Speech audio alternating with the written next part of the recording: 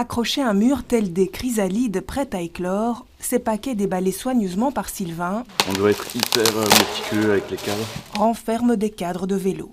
Depuis 3 mois, dans cet atelier situé en plein centre-ville, rue de Laken, ces 2 mécaniciens assemblent un nouveau venu sur le marché du cycle. Alors là, c'est le garde-boue arrière qu'on doit percer pour le fixer au cadre.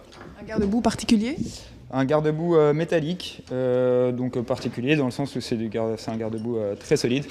Voilà, on essaie de tenir un rythme de 3 vélos par jour et par mécanicien. Un vélo made in Brussels conçu dans la tête d'un Bruxellois. Frédéric Mertens n'est d'ailleurs pas un inconnu dans le milieu.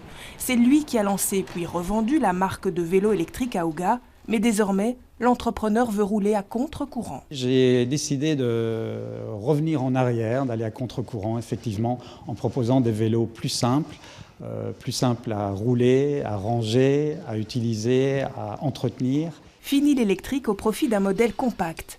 Un peu plus d'1,20 m d'envergure pour 12 kg de composants faciles d'entretien. Ce vélo n'a ni dérailleur ni frein à disque. On voit tout de suite, lorsque les patins sont usés, par exemple, on peut les régler très facilement à l'aide de ces petites vis. Alors pourquoi se compliquer la vie avec des freins à disque si les V-brakes sont plus simples et presque aussi puissants ?